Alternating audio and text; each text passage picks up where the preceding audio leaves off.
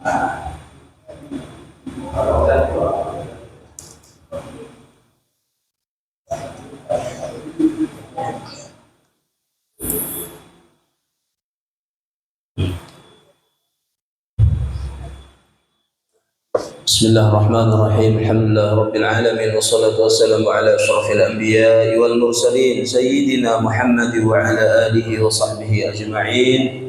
Asyhadu an la ilaha illallah wahdahu la syarika lahu wa asyhadu anna sayyidana Muhammadan 'abduhu wa rasuluhu la nabiyya ba'da. Allahumma fashalli wa sallim ala sayyidina Muhammadin عبدك ورسولك النبي الأمي وعلى آله وصحبه ومن تبعهم بإحسان إلى يوم الدين. أما بعد، وقال المصنف رحمه الله تعالى ونفعنا الله بعلومه في الدارين. ثم تنشق الأرض عنكم. Kemudian fase berikutnya,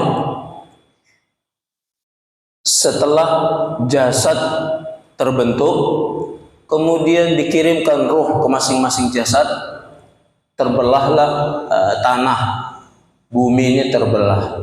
Wa ana awwalu man tanshaqqul ardu anhu, dan saya, kata baginda Rasulullah, manusia pertama yang kuburannya terbelah. Artinya beliau yang pertama dibangkitkan. Fatakhrujuna minha, setelah itu manusia keluar galo-galo dalam usia 33 tahun yang tadi kami sampaikan. Wassur, trompet yang dimaksud dalam Al-Quran itu qarnun azimun min nurin, seperti tanduk. Qarnun itu tanduk yang lancip di ujung, kemudian lebar di cak tanduk. Tanduk yang besar itu terbuat dari cahaya. Jadi masing-masing tanduk ini masing-masing tanduk, dalam tanduk yang besar ini itu ada 7 belahan dalamnya itu. Ibarat bambu itu ada 7 buku. Nah, itu ada dalam tafsir surat Yasin. Kalau kita ngaji tafsir surat Yasin itu akan ada tafsirnya, hadis yang menceritakan tanduk besar trompet ini itu ada 7 buku. Setiap buku itu menyimpan ruh para malaikat, menyimpan ruh para nabi, kemudian ada menyimpan ruh manusia-manusia orang beriman, menyimpan ruh orang-orang kafir. Pokoknya 7 lapis, 7 ruangan. Itu ditiupkan, maka semuanya balik ke alamat masing-masing. Ini bahasa diri. La ya'lamu qadaru 'azmahu illallah. Tak naruh yang tahu kadar ukuran kebesarannya kecuali hanya Allah.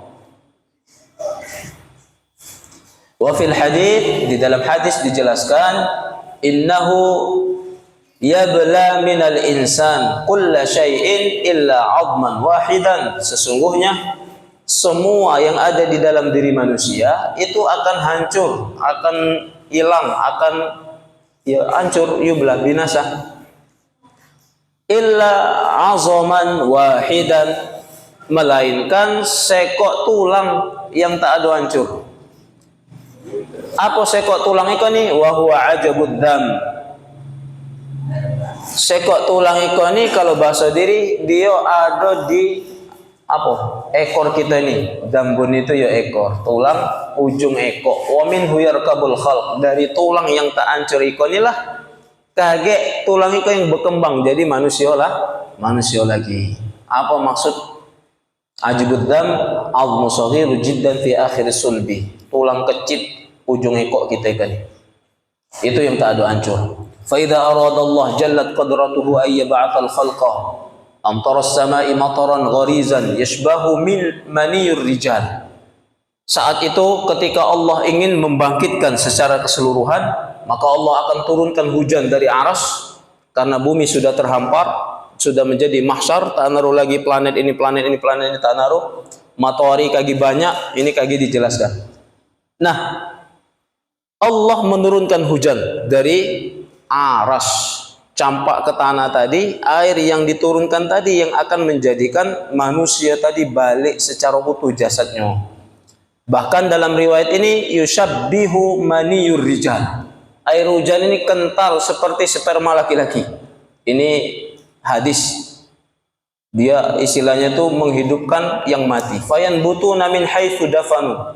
Dia menumbuhkan perkara yang sudah tertanam. Artinya yang sudah tertanam terkubur itu bangkit lagi, tumbuh lagi.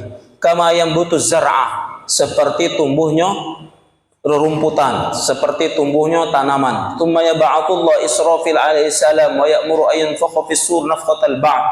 Kemudian Allah membangkitkan Israfil, memerintahkan Israfil untuk niupkan satu tiupan sangkakala. Fatarjiul arwah ila ajsadiha. Saat itu kembalilah arwah para ruh-ruh tadi ke jasad masing-masing. Fayahyu nabi idnillah, hiduplah mereka dengan izin Allah. Wa yansurun wa tanshaqqu anhumul ard. Terbelah bumi, kemudian mereka bangkit. Wa taba'atul kubur, taba'at. Afala ya'lamu idza bu'thira ma tab'athira. Itu artinya bangkit. Afala ya'lamu idza bu'thira ma fil kubur. Tidakkah kalian mengetahui semua yang dikubur akan dibangkitkan? Setelah itu apa? Wa hussila ma fis sudur, akan keluar semua amal yang lahir dari dadanya, yang tersimpan di dalam badannya. Itu akan, maksudnya keluar, akan dihisab. Tsumma tuhsyarul ajsad wal arwah ila Allah ila mauqifil qiyamah. Kemudian jasad yang sudah bangkit ini sudah menyatu dengan ruhnya, itu akan digiring menghadap Allah. Tadi dalam surat Yasin. Yauma yunfakhu fis-sur. Qala Allah Ta'ala, firman Allah, wa yauma tusayyirul jibal wa taral arda barizah wa hasyarnahum falam nughadir minhum ahada. Ini ada dalam surat Kahfi. Wa uridu ala rabbika saffan laqad ji'tumuna kama khalaqnakum awwala marrah bal za'amtum allan naj'ala lakum maw'ida. Kita ngira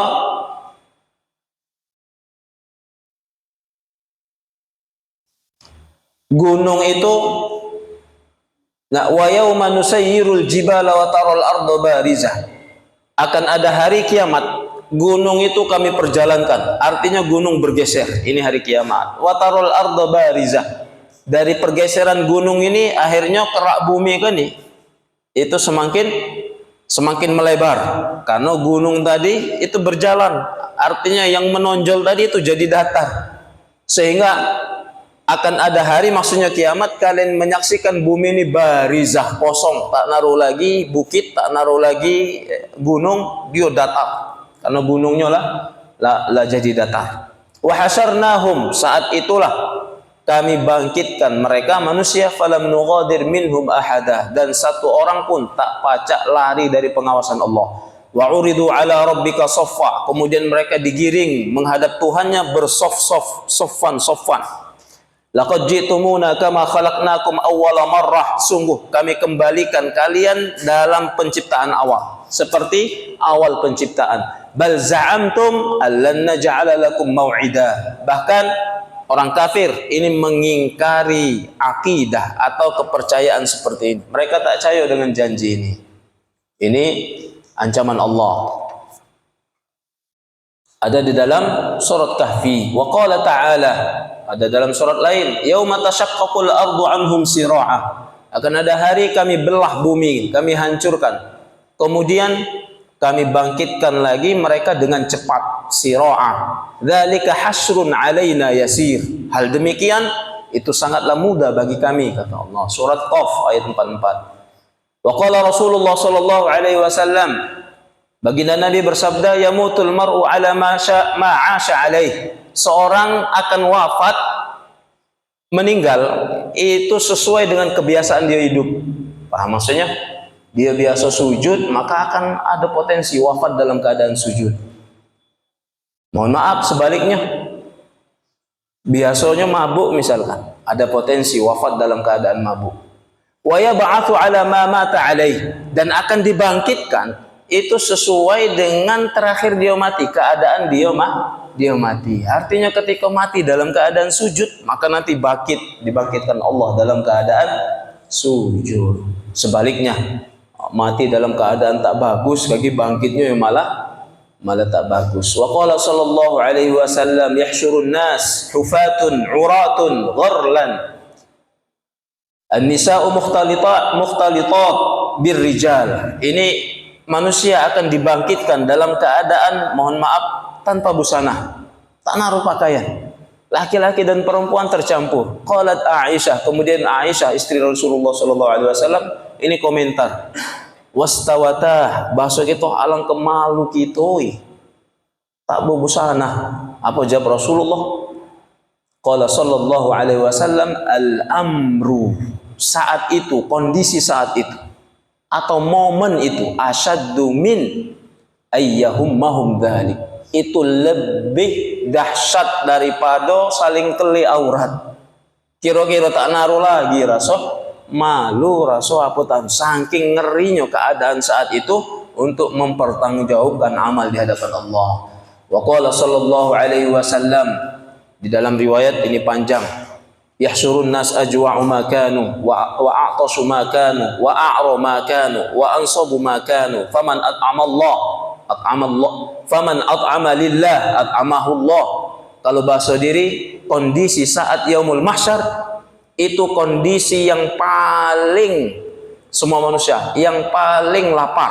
Artinya selapar-lapar kita di dunia, uji kita 2 hari tak makan, 3 hari tak makan.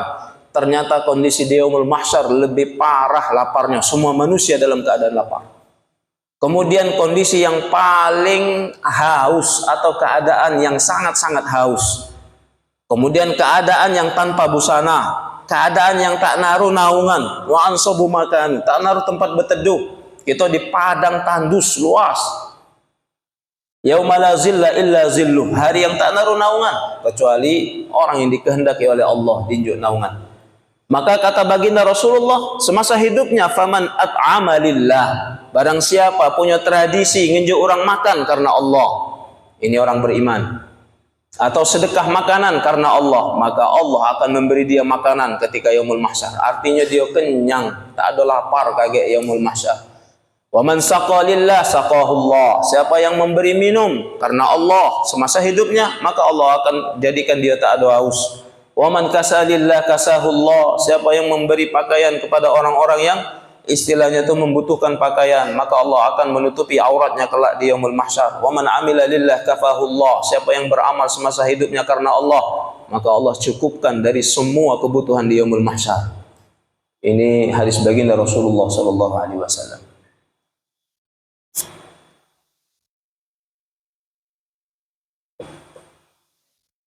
Kemudian waqad warada anna Allah azza wa jalla yab'atsu naran min qa'ri adnan fatasuqun nas ila ardil mahsyar. Dalam riwayat, Allah akan mengeluarkan api dari kerak buminya negeri Adnan. Ini tanah yang ada di, artinya di bawah negeri Adnan.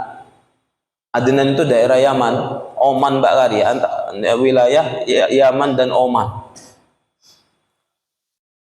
Di situ, dari kerak situ itu tersimpan api yang paling panas dimiliki oleh bumi kan.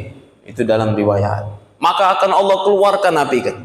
Nah, api kolah yang akan fatasuqun nas ila ardil mahsyar, yang akan nganyutkan manusia di yaumul mahsyar. Dibawa oleh lautan api ini ibarat lereng gunung mengeluarkan lapah atau mengeluarkan isi perut bumi. Kawah gunung. Kira-kira manusia dihanyutkan oleh api yang seperti sungai mengalir. Kemana? Ke ardi mahsyar, ke tanah yang lapang ini. Wakila min barhud wadi asfali hadramaut. Ada yang mengatakan api itu keluar dari wadi. Barhud itu nama tempat atau lembah yang namanya Barhud, tak naruh penghuni. Dia di bawah tanah Hadramaut. Fatasiru tilkan nar ma'ahum haitsu saru. Keluar api itu membawa manusia ke hadapan Allah, ke hadapan mahsyar, padang mahsyar. Nah, ini satu riwayat mengatakan.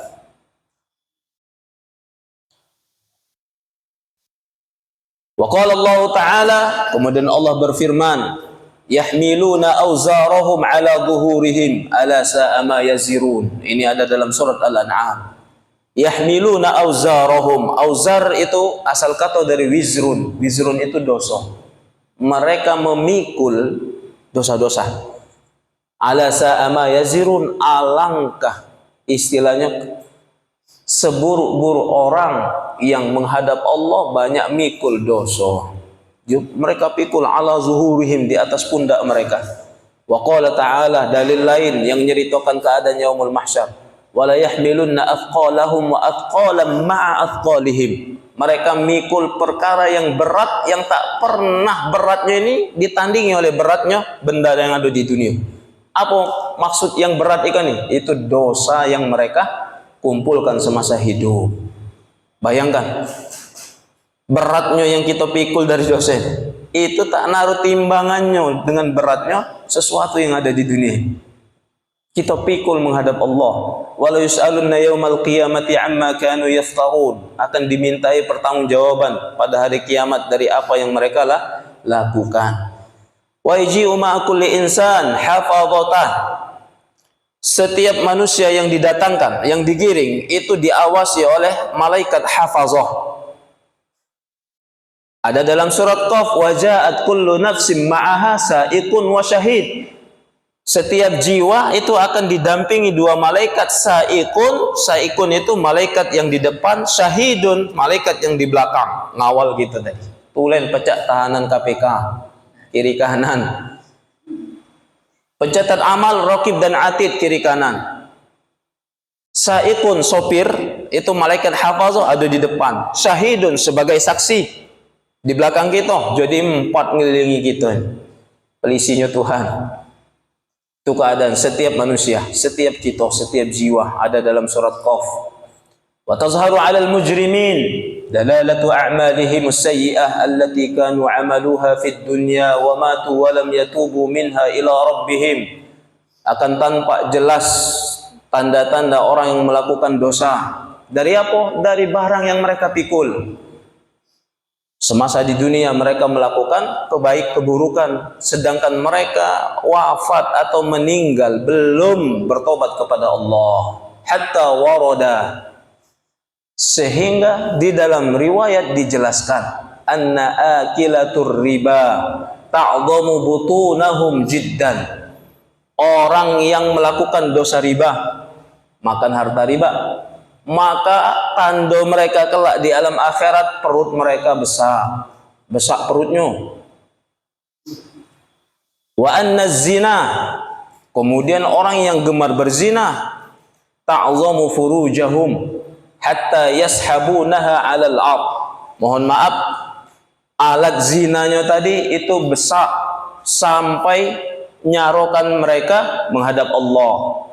Ini dalam satu riwayat. Wa syarbatal khamar, orang yang gemar minum khamar, yahsyuruna wa qu'usuha fi aidihim, dibangkitkan dalam keadaan ngecak botolnya tadi.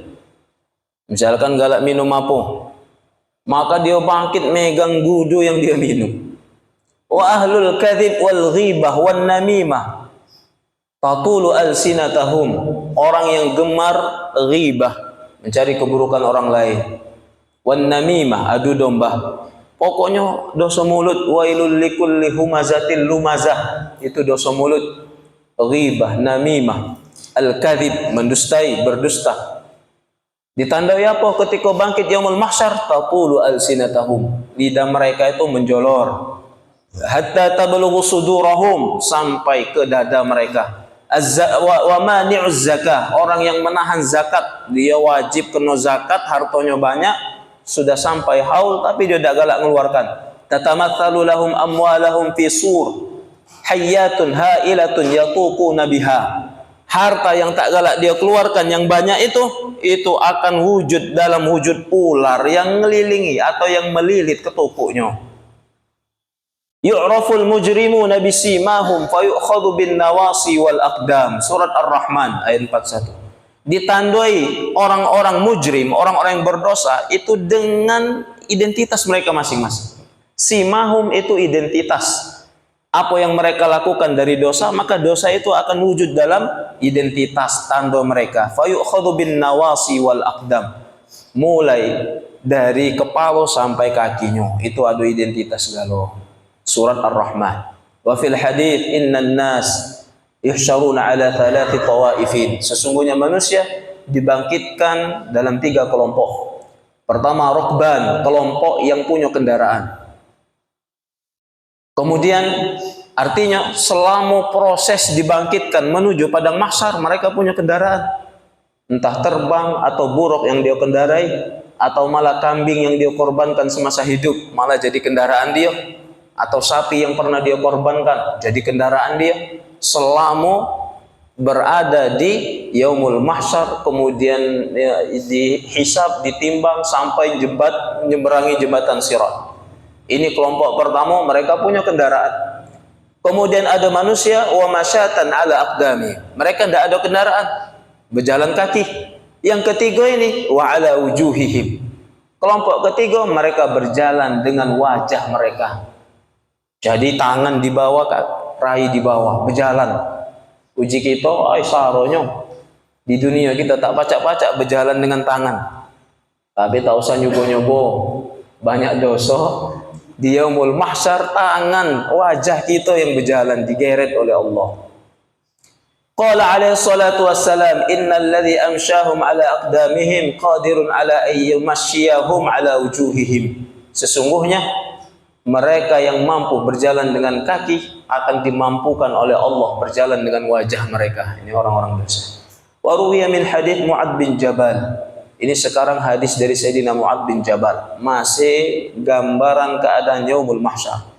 Qala qultu ya Rasulullah ara'aita qaulullah azza wa jal, bukankah ya Rasulullah, bukankah engkau tahu atau engkau melihat perkataan Allah yauma yunfakhu fis-sur fatatuna afwaja, hari yang ditiupkan sangkakala tiba-tiba semua manusia berbondong-bondong menghadap Allah. Faqala Nabi sallallahu alaihi wasallam, kemudian Nabi komentar, artinya menjelaskan makna ayat itu. Ya Mu'adz bin Jabal, wahai Mu'adz, laqad sa'alta an amrin 'azim. Sungguh engkau telah bertanya pertanyaan yang agung, perkara yang besar, hari kiamat. Kemudian tsumma arsala 'ainaihi bil buka. Setelah ngomong ya Mu'adz, alangkah pakam pertanyaanmu ini. Ternyata kata Mu'adz setelah kuintip Nabi tadi nangis ditanya baik itu. Tsumma qala, kemudian Nabi bersabda, yahsyurun nas asyrata asnafin. Beliau mengatakan manusia itu dibangkitkan dalam 10 kelompok atau 10 golongan. Qad mayyazahumullah min jama'atil muslimin wa baddala suwarahum. Allah muliakan kelompok orang-orang beriman, orang-orang Islam yang bentuk mereka Allah rubah ke sebaik-baik bentuk. Ini artinya pengecualian selain orang beriman. Orang-orang yang berdosa 10 bentuk atau 10 kelompok, 10 golongan. Faminhum ala suratil qiradah. Di antara mereka dibangkitkan dalam bentuk pecak beruk, kalau bahasa diri pecak keroh. Wa ba'duhum ala suratil khanazir, ada yang seperti babi, ini khanazir. Wa ba'duhum munkisuna arjulahum a'lahum wa wujuhum yasbahuna 'alaiha. Dibangkitkan malah rainya yang jadi kaki, malah kaki jadi atas, kaki jadi tangan. Yang tadi berjalan dengan wajah. Wa ba'duhum umyun yataraddadun. Kemudian Allah sebagian dibangkitkan dalam keadaan umyun, buta, sehingga setiap berjalan tertumbur, setiap berjalan tertumbur. Ini yataraddadun. Wa ba'duhum summun bukmun. Ada yang peka, ada yang tuli, kemudian ada yang bisu. Jadi dua, summun bukmun, ya tuli ya bisu. La ya'qilun, seperti orang gila. Tak acak ngapa-ngapa, ya tak kedengaran apa-apa, ya tak pacak komentar ngomong. Wa ba'duhum yamdughuna alsinatahum midlatan ala sudurihim. Sebagian kelompok dibangkitkan lidahnya menjolor panjang sampai melilit di dada mereka. Yasilul qayhi min afwahim li'aban, sampai meleleh keluar terus air liur dari mulutnya.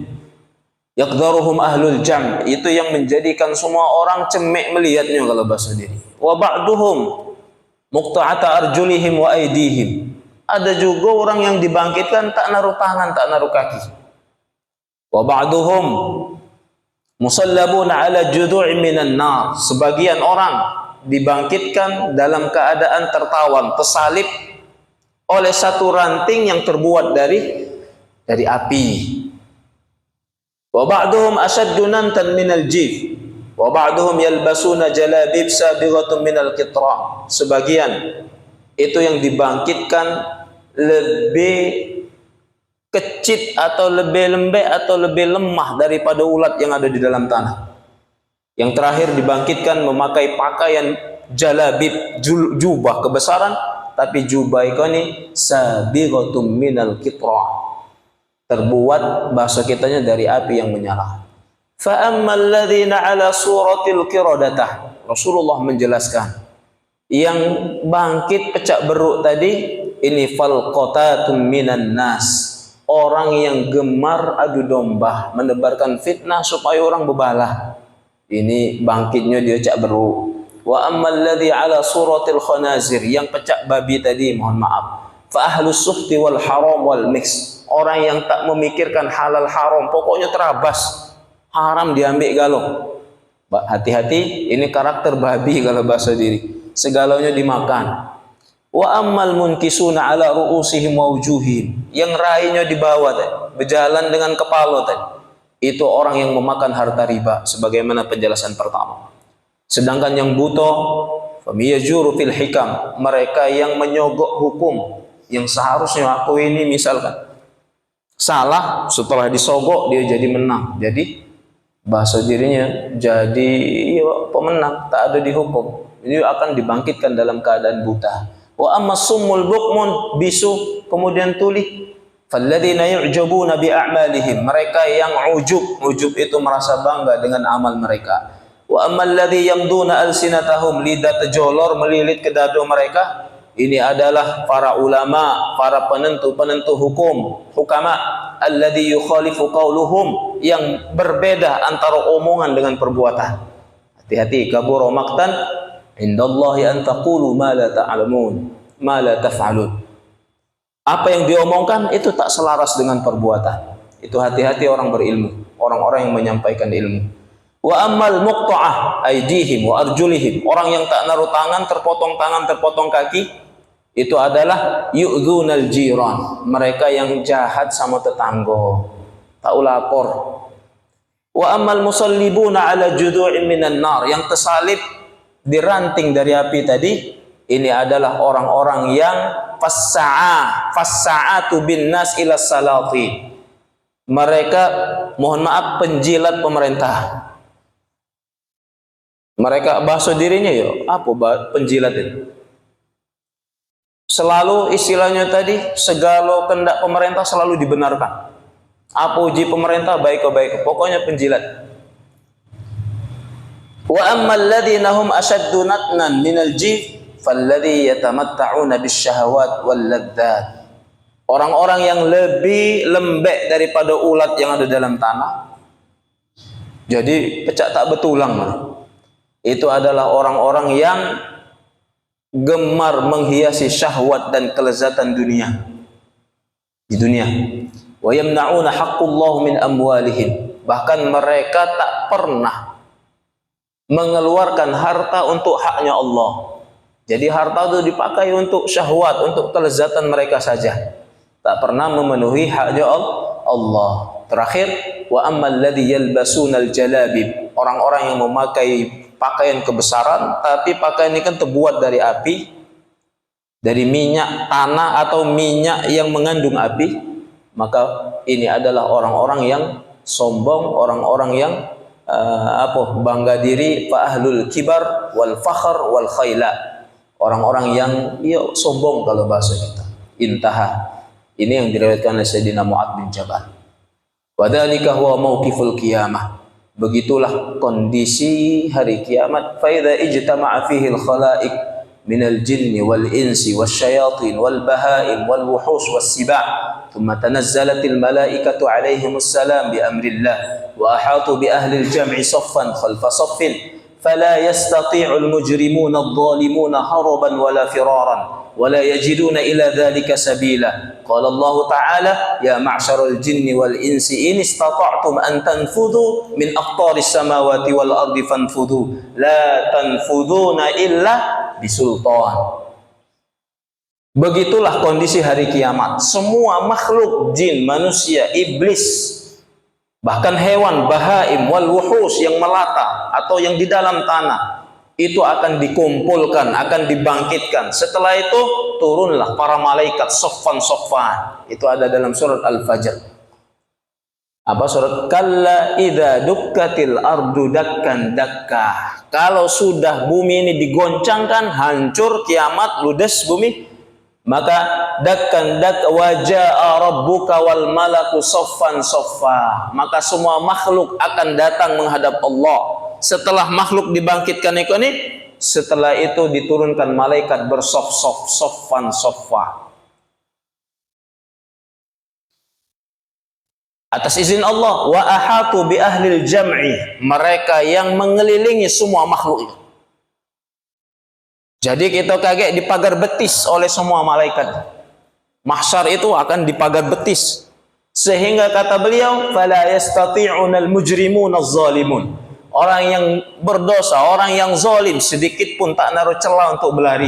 Oh, bayangkan dikurung oleh para malaikat yang berlapis-lapis, yang bersof-sof. Soffan soffa. Laqad apa namanya? Idza dukkatil ardu dakkan dakka wa jaa'a rabbuka wal malaku soffan soffa wa ji'a yauma idzin bi jahannama. Yauma idzin yatadzakkarul insanu anna lahu dzikra. Saat itu orang yang paling mengalami ketakutan, sangat takut, tak pernah ada masa yang lebih takut daripada ketika di mahsyar.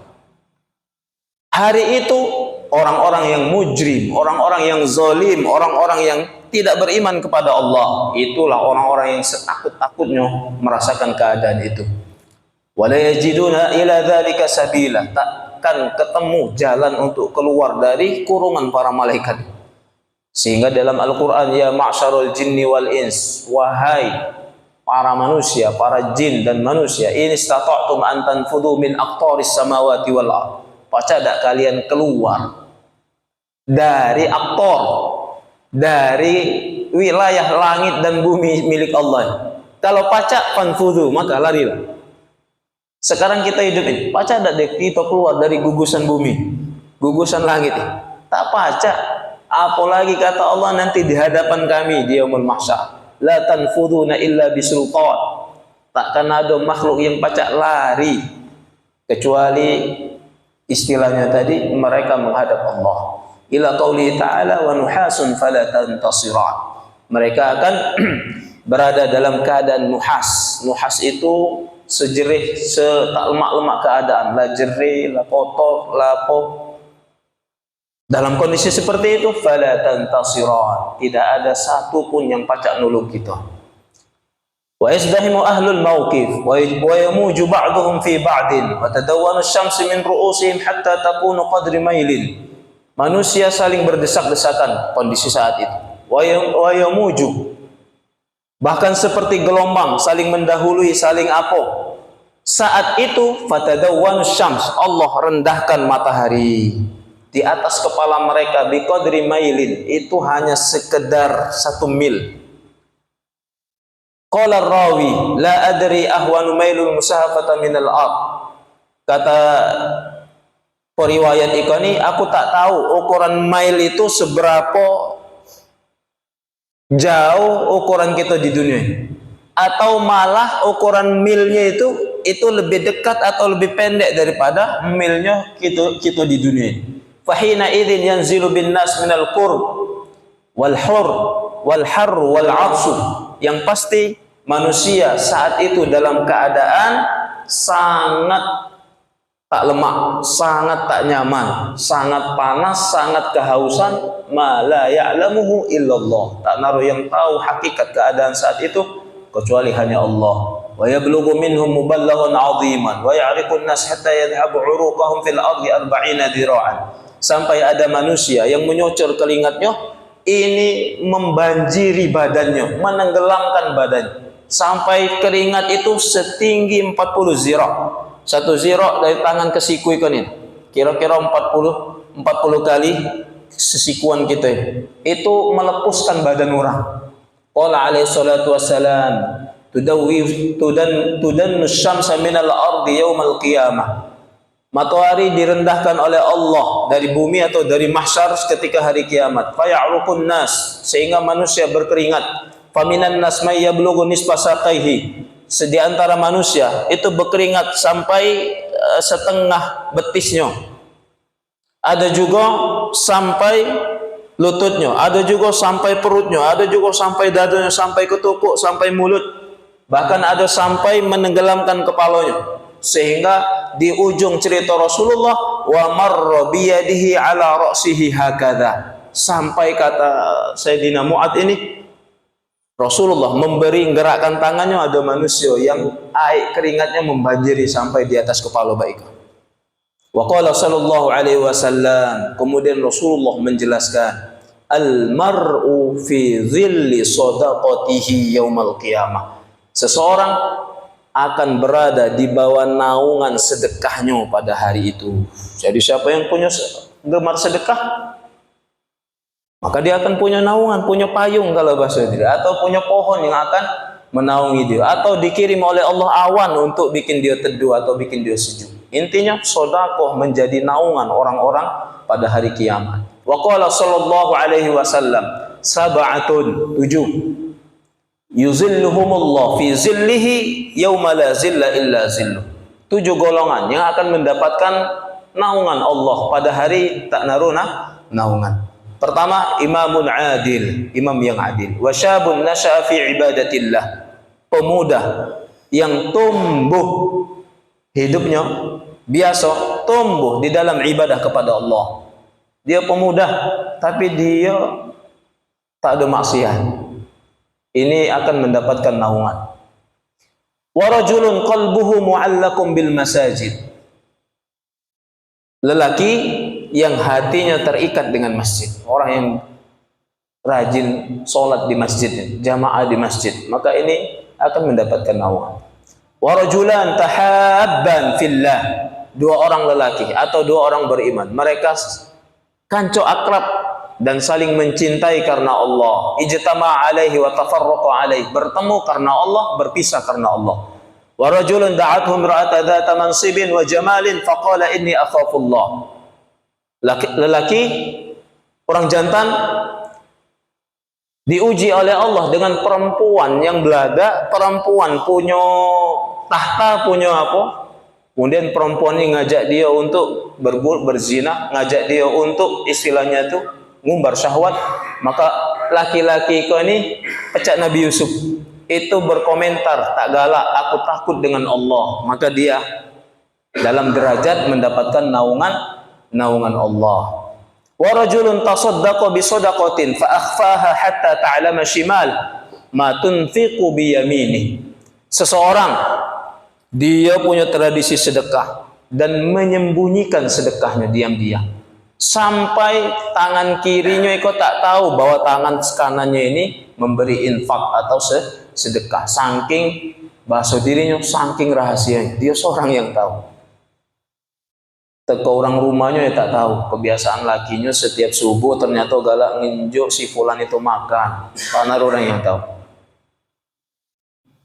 Ini yang keenam. Kemudian yang terakhir, wa rajulun dzakarallahu khaliyan fa fadat 'ainah.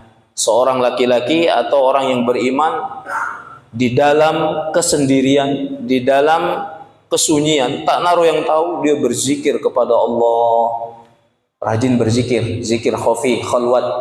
Fafadat ainah, zikir yang menjadikan tertumpah air matanya.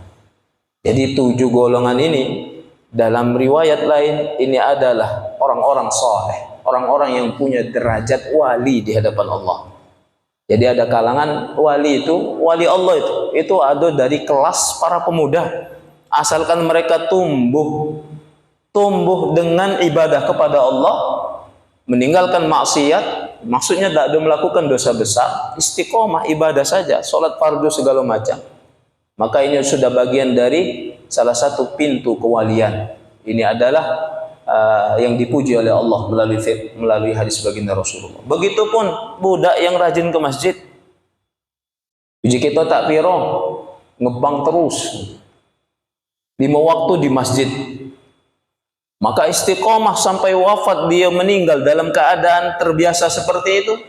Ini orang yang sangat dekat dengan Allah, hatinya terikat dengan masjid. Begitupun orang yang gemar sedekah, orang yang rajin berzikir, tanpa tahu orang dia zikir, kemudian ternyata galak nangis sambil berzikir tadi. Maka ini bagian dari orang-orang yang Allah muliakan dengan keramat. Tak di dunia, di yaumul mahsyar akan mendapatkan keramat. Apa keramatnya? Di tengah orang yang lepus oleh keringatnya masing-masing, dia malah punya naungan, dia malah sejuk, dia malah duduk santai, dia malah apa bahasa kita, berangin pecah di tepi pantai. Nah, ini orang-orang yang mendapatkan karomah dari Allah Subhanahu wa taala. Wa qala sallallahu alaihi wasallam, man anzara mu'saran aw wada'a lahu adallahu fi dhillih. Siapa yang melihat atau mengambil kesusahan semasa hidup di dunia untuk mendekatkan diri kepada Allah, maka dia berhak mendapatkan naungan Allah di yaum, pada hari yang susah atau hari yang dikumpulkan. Wa qala sallallahu alaihi wasallam, man sarrahu an yanzura ila yaumil qiyamah. Siapa yang menggambarkan bagus atau senang dalam keadaan, siapa yang menggambarkan hari kiamat itu yo tak ada ngeri, maksudnya senang biasa baik, maka falyaqra, kata baginda Rasulullah, maka haruslah ia membaca satu surat. Itu surat At-Takwir. Idza syamsu kuwirat wa idza nujumun kadarat wa idza jibalu suyirat wa idza isya. Siapa yang baca kuwirat, tahu maknanya, tahu artinya, ngerti, paham, tahu tafsirnya, maka cukup surat itu, ayat-ayat itu menjadikan dia ngeri tentang hari kiamat. Atau surat Al-Infitar, idza sama'un fatarat wa idzal kawakibun tatharat. Rata-rata semua ayat yang ada di juz 30, surat yang di juz 30, An-Naba, An-Nazi'at, kemudian Abas, kemudian surat Al-Infitar, kemudian Wailul Mutaffifin, Al-Mutaffifin, Al-Insyiqaq, Takwir, itu semua tentang hari kiamat. Kata Rasulullah, kalau dia belum tergambar bahwa kiamat itu tuh ngeri, baca surat itu supaya dia menggambarkan kiamat itu ngeri. Idza sama'un syaqqat, Al-Insyiqaq, apabila langit sudah terbelah. Jadi ini anjuran Rasulullah bahwa benar-benar kiamat itu akan terjadi, dan kiamat itu hari yang paling mengerikan. Fa idza tala al-wuquf ala ahli al-mawqif wa 'admul qurab 'alaihim tashawaru fima bainahum fi man ya'tunahu fa yashfa'u lahum ila rabbihim fi ay yafsala bainahum wa yurihahum mimma hum fihi. فيأتون إلى آدم عليه السلام فيحيلهم على نوح عليه السلام ويحيلهم على نوح على إبراهيم عليه السلام ويحيلهم إبراهيم على موسى عليه السلام ويحيلهم موسى على عيسى عليه السلام ويحيلهم عيسى على محمد فيقول صلوات الله وسلامه عليه أنا لها ويذهب إلى ربه ويستأذن ثم يسجد له ويحمده ثم يؤمر بأن يرفع رأسه وأن يشفع فيشفع. Fase berikutnya, semua orang dalam kondisi kebingungan. Yuk, semakin parah, semakin tak nyaman, semakin tak lemak. Bagi orang beriman, mereka mendapatkan naungan, terutama yang 7 golongan tadi.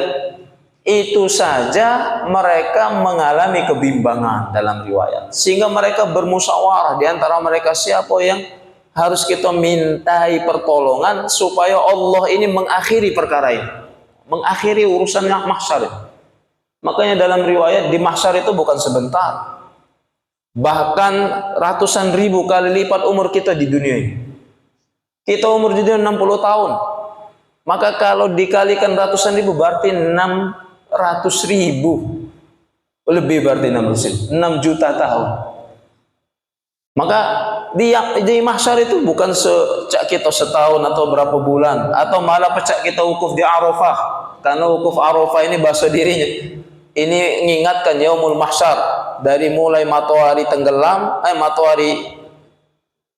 matahari tergelincir, zuhur tengah-tengah sampai matahari tenggelam. Kenapa dimulai tengah-tengah itu? Karena yaumul mahsyar matahari tak bergeser. Nah, yaumul mahsyar bukan seperti hari kita di Arafah, hanya seperempat hari, hanya 6 jam, tak nyampe 6 jam. Karena sebelum jam 6 matahari lah terbit, apalagi musim dingin. Haji tahun ini pecahnya musim dingin. Tambah tegal, siangnya singkat. Tapi mahsyar satu hari di dunia itu 50 tahun di sana. Bahkan dalam riwayat lain satu hari dunia mahsyar lebih lama. Itu bahasa Al-Quran 1000. Jadi sangat lama, sehingga manusia kebingungan kapan berakhir penderitaan ini. Padahal kalau masa mahsyar diakhiri, mereka yang menderita akan mengalami penderitaan yang lebih parah atau yang lebih berat. Sehingga manusia ngadu kepada bapaknya manusia, Nabi Adam. Kata Nabi Adam, aku tak tahu. Coba kamu ngadu ke Nabi setelahku, Nabi Nuh. Kata Nabi Nuh, aku tak tahu, aku malu dengan Allah. Coba kamu ngari Nabi setelahku, Nabi Ibrahim. Ngarilah manusia ke Nabi Ibrahim. Kata Nabi, aku malis, aku tak tahu menang, tak berani menghadap Allah. Kapan mengakhiri urusan ikan? Nabi Ibrahim menyarankan, coba gari Nabi setelahku, Nabi Musa. Sama baik Nabi Musa tak tahu, malu dengan Allah, tak naruh hak untuk ngatur Allah kalau bahasa dia. Tak naruh hak untuk ngadap Allah, nanyakan kapan ini berakhir. Malu mereka. Sampai coba tanyakan ke Nabi setelah saya, Nabi Isa. Kata Nabi Isa, apa lagi aku? Nabi Isa memberi isyarat, coba ke Nabi akhir zaman setelahku, Nabi Muhammad. Sehingga ketika manusia menghadap Nabi Muhammad, Rasulullah SAW berkata, ana laha. Ini saatnya aku menghadap Allah. Jadi memang tugasnya Rasulullah untuk mengakhiri masa di yaumul mahsyar. Wa yadhabu ila rabbih. Pergilah Rasulullah menghadap Tuhannya di bawah arsy. Wa yasta'danu, kemudian mendapatkan izin, tsumma yasjudu lahu, sujudlah Rasulullah memuji Allah. Setelah lama sujud, diperintahkan oleh Allah, angkat kepalamu wahai Muhammad, kemudian aku beri izin syafaat, tolonglah orang-orang yang ingin kamu tolong. Saat itulah Tuhan itu baru wajah rabbuka, baru nongol mengakhiri masa mahsyar. Senanglah sedikit bagian orang kafir. Ternyata setelah mereka digiring dari mahsyar ke tempat nimbang, kalau bahasa diri, nimbang amal, ternyata mereka lebih tak lemak ngalami satu perpindahan ini, malah lebih berat. Salah, coba lama-lama wae di mahsyar tadi. Tak usah cepat-cepat ke perjalanan berikutnya. Sehingga di dalam hadis tentang syafaatul kubra, Nabi Muhammad memang mendapatkan hak syafaat dari Allah Subhanahu wa taala. Maka satu-satunya dalil yang menyatakan syafaat terbesar Rasulullah itu akan keluar ketika yaumul mahsyar. Itu makna syafaatul kubra. Ada dalam Al-Qur'an, wa minal laili fatahajjat bihi nafilatan laka asa ayyab'atsaka rabbuka maqaman mahmuda. Derajat Rasulullah itu diangkat oleh Allah ke derajat yang paling tinggi, maqaman mahmuda. Maqam itu derajat, posisi mahmuda yang terpuji. Tak naruh makhluk yang melampaui terpujinya Rasulullah.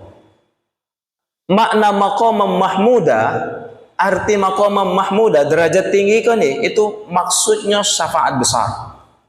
Sampai malaikat Jibril pun tak memiliki syafaat itu. Itu syafaatul kubra. Dan kalimat maqaman mahmuda itu selalu kita baca, selalu kita lafazkan ketika kita membaca doa setelah dengar azan. Allahumma rabb hadhihi ad-da'wati tammah was-salatil qa'imah ati sayyidana Muhammadanil wasilata wal fadila wasyarafa wad darajatal 'aliyatar rafi'ah wa ba'athu maqaman mahmuda. Ini artinya Rasulullah sudah memiliki hak jatah dari Allah untuk memberi syafaat, dan syafaat terbesar itu kaget di yaumul mahsyar. Wa ballaghana, telah sampai berita kepada kami, kata beliau Imam Al-Haddad, anna atfalul muslimin alladhina matu qabla an yablughu, anak-anak dari kaum muslimin yang mati sebelum baligh, yu'danu lahum ay yasqu aba'ahum, akan Allah beri izin pacak memberi syafaat nginjuk minum umat bapaknya. Itu salah satu hikmah atau keutamaan punya anak dalam keadaan muslim wafat sebelum baligh. Oh, sedihnya bukan main orang tua. Anak baru gerit, ya kan, gerit-geritnya dilihat, tiba-tiba diambil oleh Allah. Tapi hadiahnya ini akan memberi syafaat tabungan orang tua. Fa yatakhallaluna al-jam'a li talabi aba'ihim liyasqawhum. Maka mereka berdesak-desakan anak-anak ini nyari umat bapaknya. Untuk apa? Untuk membawakan minum di hari yang haus. Wa bin nas minal 'asmi ma la mazida alaih. Di antara golongan manusia sangat mengalami kehausan yang tidak ada melebihi hausnya hari itu. Hatta anna ba'd as-salihin kana qad azama ala tarkuz zawaj. Sehingga jangan sampai sebagian orang-orang soleh itu beranggapan saking pengen solehnya, saking pengen beramalnya, mereka meninggalkan menikah. Paham maksudnya? Aku tak galak kawin, kage aku mengganggu ibadahku. Kenapa? Karena salah satu Lutfi ketawa. Bukan ngomongin Lutfi. Lutfi aku lah tahu lah ada tunangan Lutfi. Oh,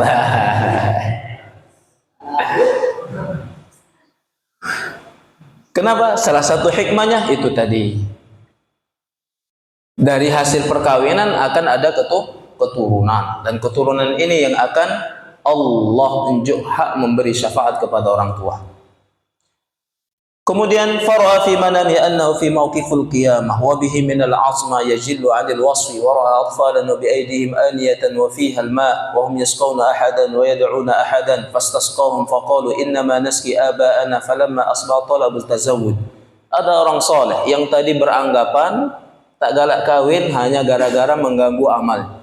Tiba-tiba dalam kondisi kejerian tidur orang soleh. Di dalam tidurnya ini ternyata dia mimpi di yaumul mahsyar. Tengah mengalami haus, semua orang kehausan, termasuk dia yang bermimpi. Haus luar biasa. Tiba-tiba banyak budak kecil mau air. Oh, nyari bapak umaknya. Giliran dia mana itu? Ditanya, kamu ini siapa? Kami ini anak-anak mereka yang wafat sebelum balik. Ditugaskan oleh Allah untuk ngantarkan minum ke umat bapak kami. Oh, ternyata setelah istilahnya melihat orang-orang bahasa diri dapat minuman kalau dari anak-anaknya, orang soleh ini akhirnya terjago dari tidur. Sebab mimpi kolah akhirnya dia nyari bini setelah jaga.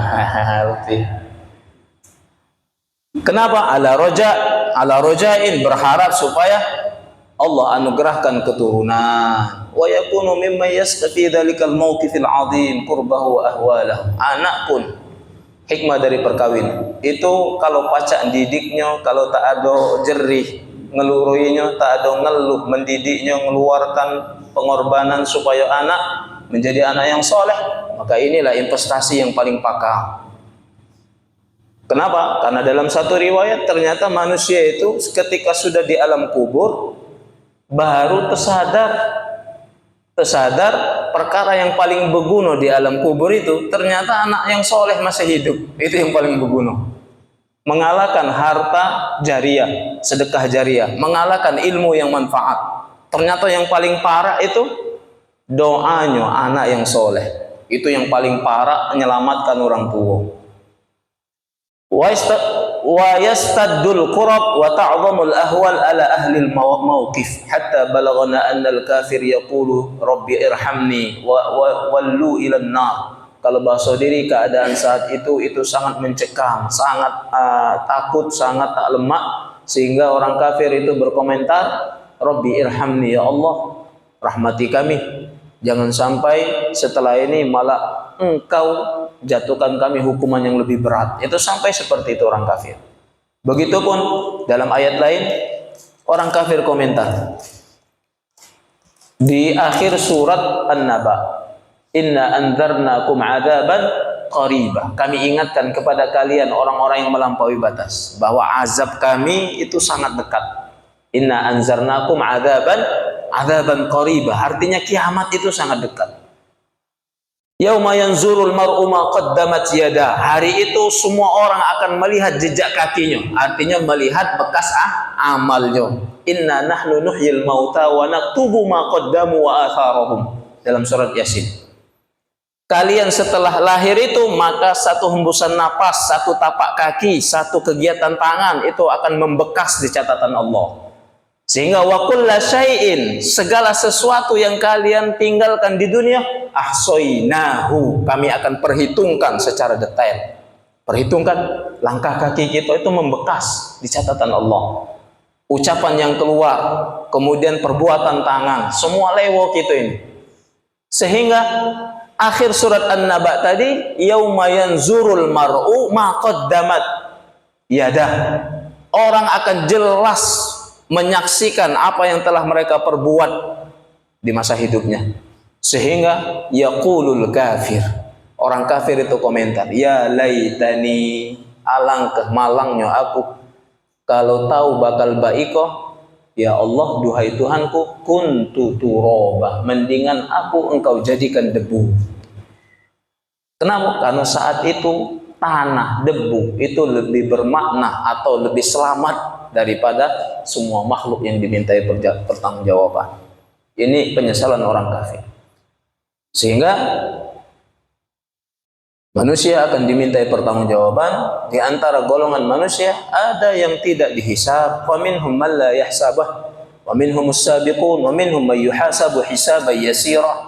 Ada yang dalam kondisi hisabnya tadi mudah, wa minhum may yunaqasu fil hisab. Ada yang diauditnya tadi ya lama, tapi ujung-ujungnya ya selamat. Wa min nuqisal hisabi adbun, ada yang dihisab tadi ya susah, tapi dia tidak selamat.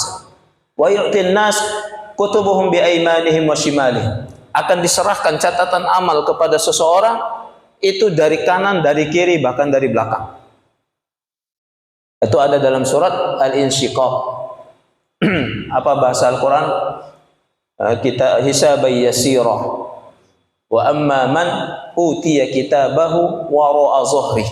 Ada bishimali, ada wara'a bi zuhri. Yang sebelah kanan itu hisabnya akan mudah. Menerima sebelah kiri susah hisabnya. Menerima dari belakang ini yang parah. Bahkan kata orang yang menerima kitab dari belakang, mendingan tidak usah dihisab. Ini bahasa diri. Nah, yaumul hisab itu merikin amal itu bukan cepat pecah kita komputer sekarang ini, bukan. Kita belanja ngambil barang di minimarket, di Alfamart atau Indomaret, ngambil ini sebab mana bayar, itu cepat dia ngitung. Karena tinggal nyeken. Iya kan? Sekian. Amal kamu sekian. Misalkan catatan bayaran kamu sekian. Nah, bayangkan di hadapan Allah itu lama. Bukannya cepat, malah lama. Makanya salah satu di antara kemuliaan Allah yang Allah turunkan kepada umat akhir zaman, kita di akhir zaman ini walaupun lahir terakhir, maka semua urusan di hari kiamat itu didulukan. Artinya nak selama-lama kita ngantri, setelah kita masih ada umat lain. Itulah yang membuat Nabi Muhammad SAW itu menangis. Suatu saat Rasulullah SAW itu mendengar Abdurrahman bin Auf itu balik dari berdagang. Iya kan, balik berdagang. Abdurrahman bin Auf terkenal kalau dia keluar bawa barang dagangan, misalkan sekotak atau semobil barang yang dia dagangkan di kalangan, itu baliknya pacak 10 kali lipat. Bawa barang dagangan dari Syam nak dijual di Madinah. Sampai dalam riwayat Abdurrahman bin Auf itu pacak dicireni oleh penduduk Madinah. Tandanya dia balik, Madinah itu gempo, saking pakamnya kafilah dagang dia itu bawa barang dagangan. Itu bergetar Madinah itu. Terdengar suara kuda, suara unta mereka itu. Telapak kaki barang-barang yang dibawa oleh hewan-hewan. Alhasil datanglah Abdurrahman bin Auf dengan bawa barang dagangan yang sangat banyak. Sampailah berita, ya Rasulullah, ini suara kendaraannya atau hewan-hewan kafilah dagangnya Abdurrahman bin Auf. Rasulullah termenung dari jendela rumah. Kemudian Rasulullah tiba-tiba menangis. Heranlah orang yang membawa berita, ngapa Rasulullah nangis? Nak bertanya tadi bahasa dirinya tak lemak. Sampai jadi Rasulullah nangis. Sahabat itu memberanikan diri, ya Rasulullah, apa ada salah dari penyampaian aku? Kira-kira apa yang membuat kamu nangis? Mohon maaf kalau aku tak sopan kalau bahasa diri. Kata Rasulullah, Abdurrahman bin Auf. Nah, kenapa katanya Abdurrahman bin Auf? Saat ini aku lihat Abdurrahman bin Auf itu pincang, tersehat-sehat di yaumul mahsyar. Jadi Rasulullah langsung melihat keadaan Abdurrahman bin Auf di dimensi yang lain, itu pincang, tertengkot-tengkot di yaumul mahsyar. Nah, terkanjatlah mamang yang mau berita. Oh, cepat-cepat berita ini dia bawa keluar Madinah, menghampiri kafilah dagang Abdurrahman bin Auf. Singkat cerita, bertemulah di luar Madinah yang sedang berjalan Abdurrahman bin Auf. Kata beliau, berita gembira yang aku bawa ke Rasulullah, ternyata jadikan Rasulullah nangis. Lah, kenapa Abdurrahman bin Auf ini nangis? Kata beliau, kau ini pincang. Dilihat Rasulullah pincang, tengkot, berat, berjalan di yaumul mahsyar, ngantri nak dihisap amalnya. Kemudian Rasulullah nangis tuh gara-gara itu. Siannya kalau bahasa dari Abdurrahman ikan, ngapo bak pincang bak itu. Alhasil mendengar informasi kau nih, oh Abdurrahman cepat-cepat naik kuda yang gancang masuk kota Madinah menemui Rasulullah. Ya Rasulullah, aku dengar dari budak iku nih, aku nih pincang di yaumul mahsyar. Saat ini aku lihat seperti itu, kata Rasul. Nangis Rasul. Apa yang membuat aku pincang ya Rasulullah? Kata Rasulullah, hartamu. Hartamu belum dipakai di jalan Allah. Hartamu tadi banyak itu. Aku lihat menggunung, kau pikul, berjalan menghadap Allah nak dihisap.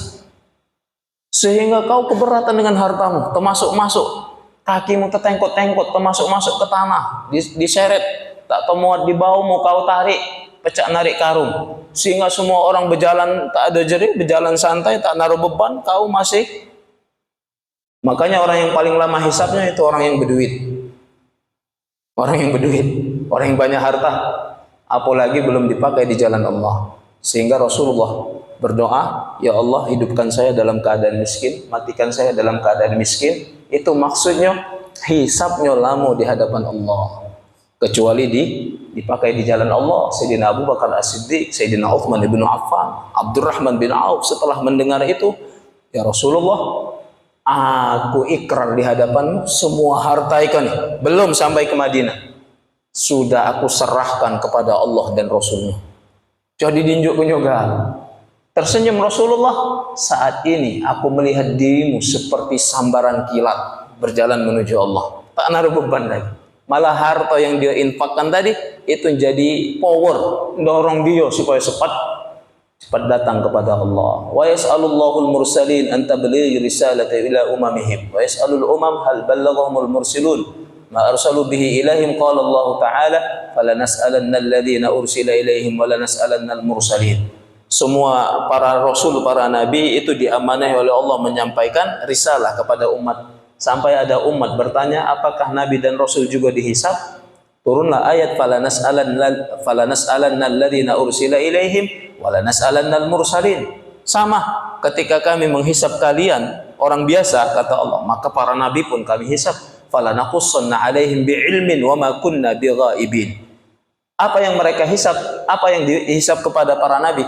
Amanah mereka menyampaikan risalah. Makanya kaget, semua nabi itu akan membutuhkan saksi. Artinya aku inilah menyampaikan amanah apa belum? Paham maksudnya? Saksi nabi-nabi yang sebelum itu akan menjadi saksi Nabi setelahnya. Artinya Nabi Adam itu yang akan menjadi saksi ajaran Nabi Adam itu diajarkan. Itu yang akan menjadi saksinya Nabi Nuh. Karena yang menerima ajaran itu sampai ke muara kenabian Nabi Nuh. Uji Nabi Nuh benar. Nyatanya ajaran Nabi Adam aku terima. Nabi Nuh siapa saksinya? Nabi setelahnya. Paham? Siapa yang setelahnya? Misalkan Nabi Ibrahim. Uji Nabi Ibrahim benar. Aku saksi bahwa benar-benar ajaran Nabi Nuh telah sampai kepada. Artinya setelah Nabi Nuh ada orang yang menerima ajarannya, kemudian orang menyampaikan ajaran ke generasi-generasi berikutnya, sampailah ke utusan Nabi setelahnya. Begitupun Nabi Ibrahim siapa menjadi saksinya? Kakek Ismail atau Ishak. Nabi Ishak terus ke bawah. Giliran Nabi Muhammad SAW nangis Nabi Muhammad. Siapa yang jadi saksi aku? Aku ini penghabisan, penutup. Nah itu salah satu anugerah yang Allah berikan kepada umat.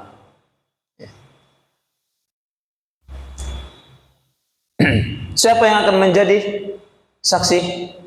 Ternyata Allah anugerahkan semua umat yang menerima dakwahnya Nabi Muhammad itu akan menjadi saksi Nabi Muhammad SAW. Dan saksi iman kita siapa? Saksi iman kita adalah Nabi Muhammad SAW. Ini ada dalam surat An-Nisa. Maka wahina idzin tabyaddu wujuh wa taswaddu wujuh. Hari itu manusia itu hanya ditandai dua warna, ada yang hitam, ada yang putih. Yang beriman wajahnya memancar cahaya, yang tidak beriman wajahnya kusam, hitam. Qala Allah Ta'ala yauma tabyaddu wujuhu wa taswaddu wujuh ila qauli ta'ala fa fi rahmatillahi hum fiha khalidun. Ada dalam surat Ali Imran. Ini luar biasa.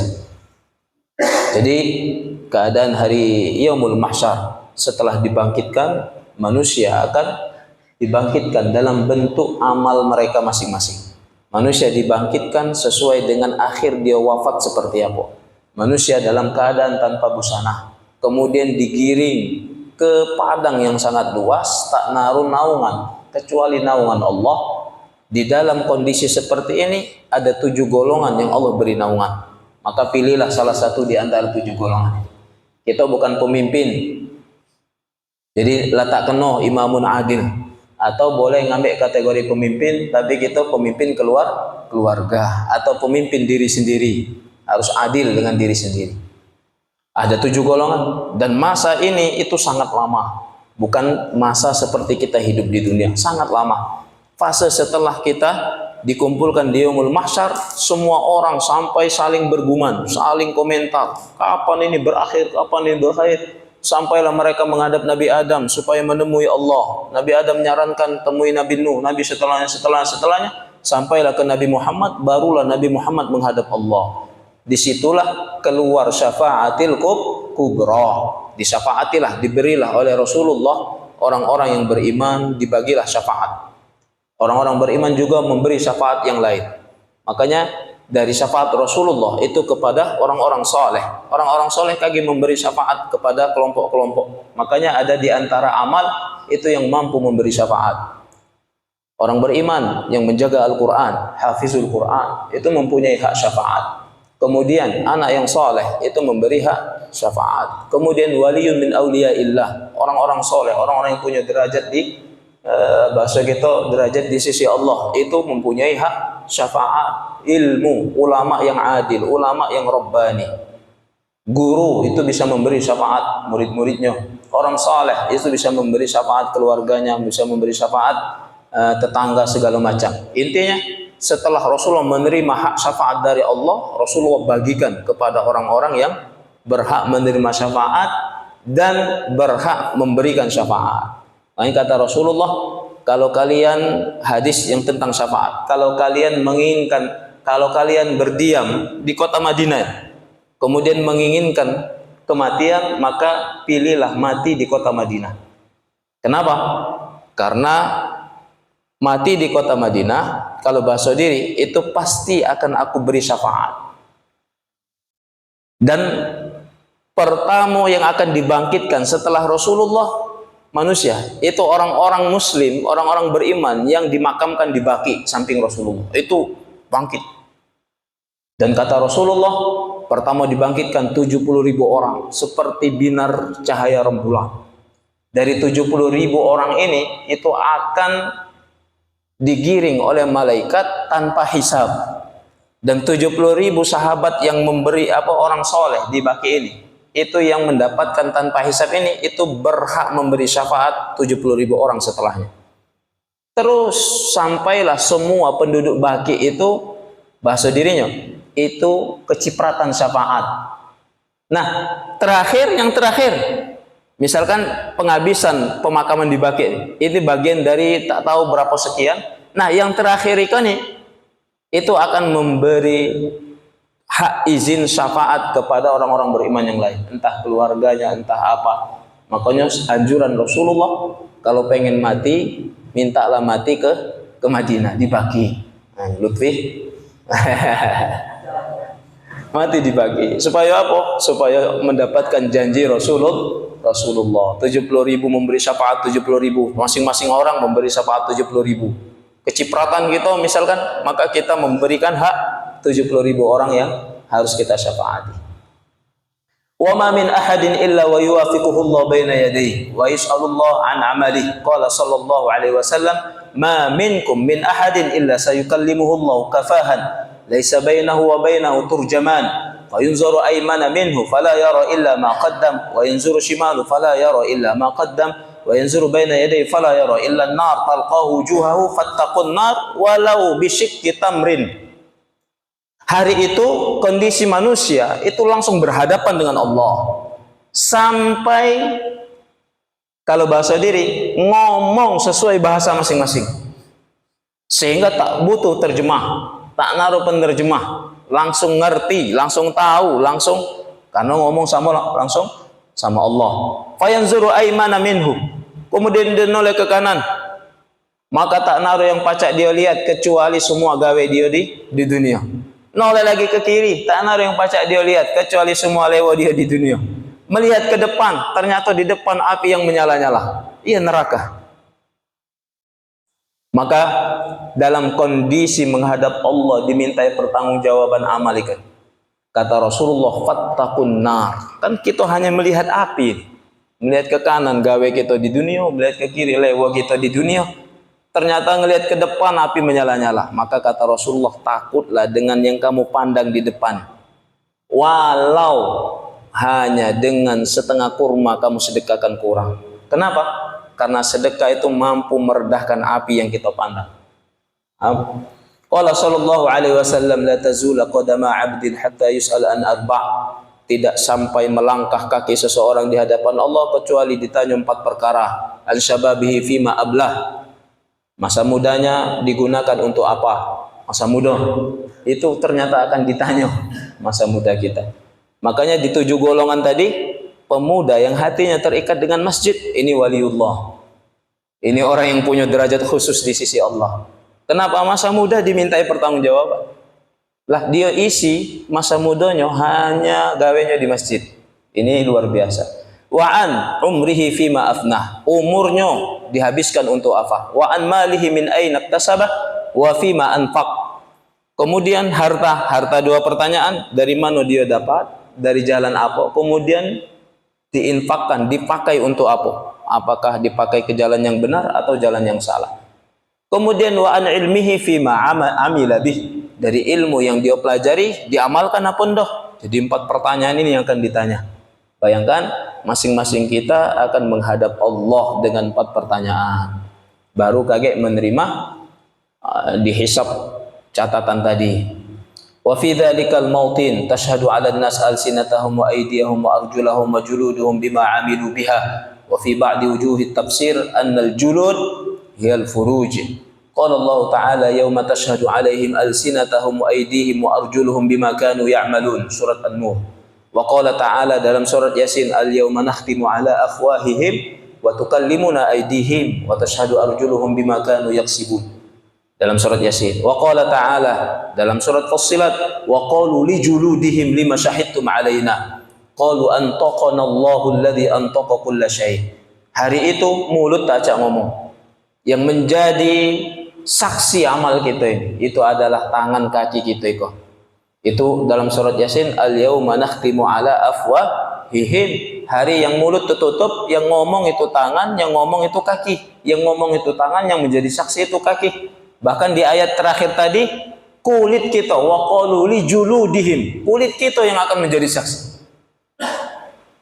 Tapi di dalam satu tafsir, makna kulit di sini menurut Imam Razi, beliau mengatakan furujuhum, mohon maaf kemaluan mereka yang akan menjadi saksi. Itu makna kulit. Lima syahidtum alaina qalu antaqanallah. Kami pacak ngomong ini disuruh oleh Allah. Jadi tak acak lagi ngelak dari semua kedustaan kita semasa hidup. Wa kadzalika tashhadu biqa'il ard. Begitupun saat itu semua tanah ini menjadi saksi. Kita maksiat di lapak sini, maka tanah yang kita pakai maksiat akan menjadi saksi. Kita melakukan ketaatan di satu tempat yang tak ada orang melihat, maka di tempat itu entah ada tumbuhan, entah ada apa, itu akan menjadi saksi ketaatan dia di hadapan Allah. Maka semua makhluk ini akan dimintai saksi di hadapan Allah. Qala Rasulullah sallallahu alaihi wasallam, atadruna ma akhbaraha wa an tashhada ala kulli 'abdin aw amatin bima 'amila 'alaiha fataqulu 'amalu kadza fi yaumi kadza. Tidakkah kalian tahu bahwa semua tanah, semua makhluk Allah yang di bumi itu akan memberi kabar kepada Allah. Maksudnya akan menjadi saksi. Budak ini hari sekian, jam sekian, tanggal sekian, mbak itu maling misalkan, atau ngapo, atau melakukan apa, itu ngomong. Itu makna terekam semua gawe kita ini di istilahnya tadi di bumi kan, terekam. Makanya ada di antara hadis orang soleh ketika wafat itu bumi ini menangis, langit itu menangis. Kenapa? Karena mereka tak merasakan lagi jejak dia melakukan ketaatan di atas tanah. Paham maksudnya? Sehingga mereka menangis. Rasanya sudah ada dibahas di bab tentang kematian di sebelumnya. Kenapa? Karena bumi ini diciptakan oleh Allah hanya menyupport atau hanya sinkron, hanya satu frekuensi dengan orang-orang yang bertasbih kepada Allah. Maka bumi sangat senang, sangat gembira ketika manusia di atasnya itu bersujud kepada Allah, salat, ibarat bahasa kita, mengingat Allah, berzikir, melakukan ketaatan. Qala Ibnu Umar radhiyallahu anhuma, qala Rasulullah sallallahu alaihi wasallam, yudayyin Allah al-'abdal mu'min minhu hatta yad'a alaihi kanafi fa yuqarriruhu bi dhunubihi hatta idza khafa annahu qad halak qala lahu subhanahu qad satartuha 'alaika fid dunya wa ana aghfaruha lakal yawm. Allah, ini ada hadis dari anaknya Sayyidina Umar, Abdullah ibnu Umar. Rasulullah sallallahu alaihi wasallam bersabda, akan ada keadaan orang mukmin dia melakukan dosa sampai dosa itu yadau ala kanafih, diletakkan di atas dua bahu, wa yuqarriru bi dzunubi, kemudian disahkan bahwa benar-benar itu dosa dia. Artinya ya saksi tadi, bahasa kitanya ya mengiyakan dia melakukan dosa. Hatta idza khafa annahu qad halak, sampai dia merasa takut bahwa dosa-dosa ini akan menjadikan dia binasa. Ini orang beriman. Qala lahu subhanah, kemudian Allah berkata kepada orang ini, qad satartuha 'alaika fid dunya, sungguh telah aku tutupi dosa-dosamu semasa hidup di dunia, maka wa ana aghfiru lakal yaum. Paham maksudnya? Kita disenangi orang, kita banyak kanco atau banyak relasi yang baik, itu bukan karena kebaikan kita, bukan karena kita tadi piawai atau cerdas atau ngapo, bukan. Intinya bukan karena keadaan baik yang ada dalam kita, tetapi kata para sahabat, ini Abdullah ibnu Umar, itu karena Allah menutupi keburukan kita. Sebaik apapun kita ini, kalau ada sekok baik keburukan yang Allah buka di hadapan manusia, maka luat galau orang dengan kita. Paham maksudnya? Luat galau. Uji kita dewa-dewa kan. Siapa yang kita dewa-dewakan? Misalkan di media sosial. Oh, saya kok dia melakukan kesalahan atau terpancar satu keburukan, aib yang Allah bukakan kepada orang ini, maka sejagat raya menghina orang ini kan, sejagat raya meninggalkan malah orang. Cemek kalau bahasa dia. Paham maksudnya? Sehingga orang yang baik di pandangan manusia itu hakikatnya kata Allah, aku tutupi dosanya, aku tutupi keburukannya, aku tutupi aibnya. Maka ketika di hadapan Allah aibnya terbuka kelak di yaumul qiyamah, kata Allah, baiknya Allah, di dunia baik dosamu ini aku tutupi, aibmu ini, kekuranganmu, cacatmu ini aku tutupi, apalagi sekarang di hadapanku aku ampuni dosamu saat ini. Ini rahmatnya Allah. Maka beruntunglah orang-orang beriman, terutama iman yang mengajak atau membimbing seseorang senantiasa memperbaiki amal. Oke, udah jam berapa? Belum.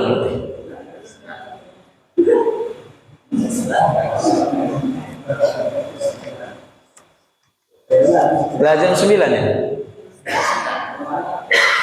9:30. Oh, 9:30.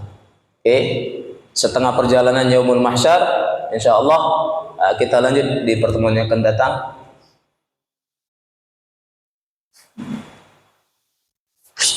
Selanjutnya ya, mizan ditimbang amal, kemudian jembatan Shiratal Mustaqim, ya. Kemudian akhir perjalanan mahsyar, baru kaget bab kelima surga dan neraka. Insyaallah kita lanjut di pertemuan yang akan datang. Aku takut dihabisi malam keni, balik tertidur malah aku mimpi neraka.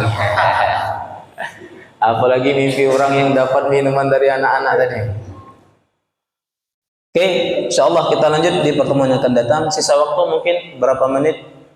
Ada di antara jamaah yang ingin bertanya, silakan. Pertanyaan umum silakan.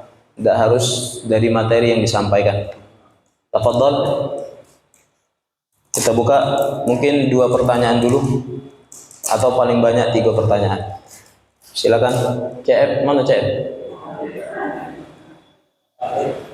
Tolonglah balik CF. Nak ngecor mungkin. Besok nak ngecor maksudnya. Jadi malam tak boleh berdalu. Tafadhol ibu-ibu dari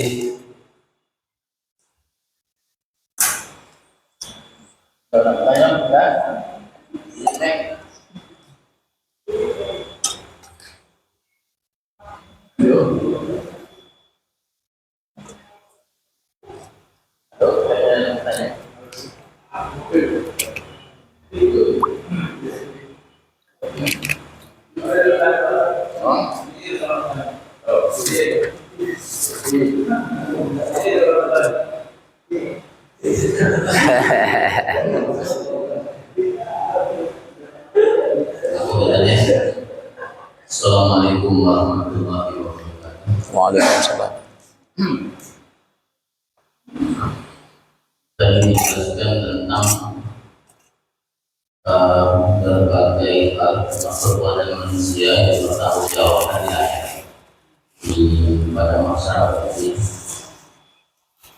segala macam perbuatan yang dilakukan akan bertanggung jawab. Nah, kita juga sering mendengar sebesar apapun atau apapun dosa yang pernah kita lakukan, asalkan kita bertobat, Allah akan mengampuni. Andaikan kita pernah berdosa dan dosa yang itu bertobat dia oleh Allah, kira-kira di akhirat ini dosa-dosa yang pernah terampuni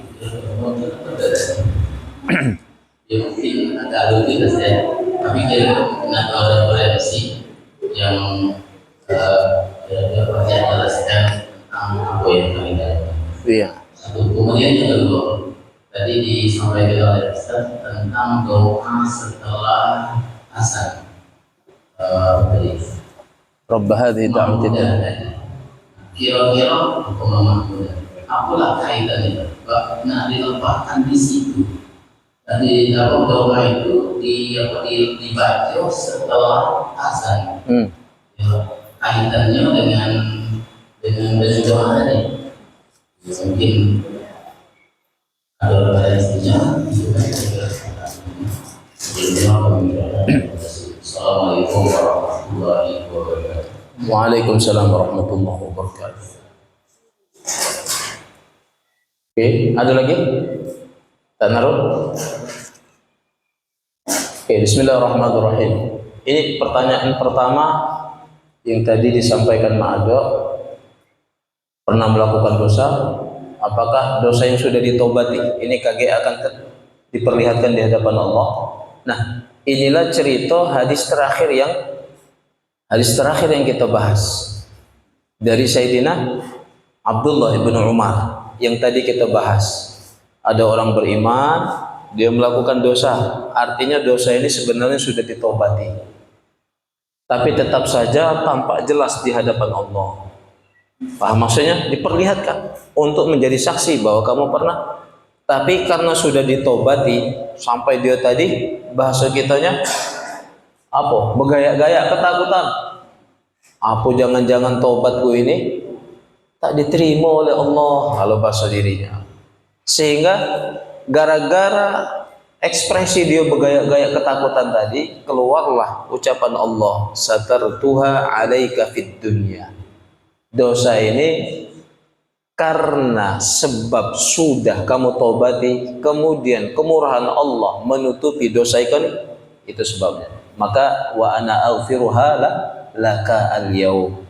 Saya ampuni, saya terima tobatnya itu pada hari itu.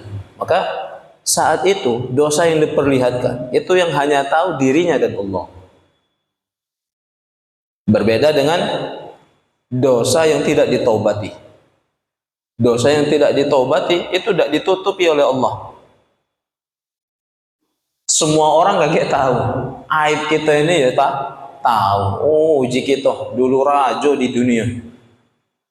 Segala kemewahan ada, segala kesombongan ada dalam dirinya. Lah ternyata di hadapan Allah, setelah ditengok amalnya, ditengok orangnya, seburuk-buruk orang. Ini kalau bahasa diri. Paham? Tapi orang beriman, amal yang sudah ditobati itu tetap ditampakkan oleh Allah, tapi karena Allah pengen menunjukkan kemurahannya, sehingga Allah tutupi yang hanya tahu dirinya dan Allah. Untuk apa bahasa diri? Untuk ngetes baik orang ini takut dengan dosa, supaya benar-benar merasakan ampunan Allah.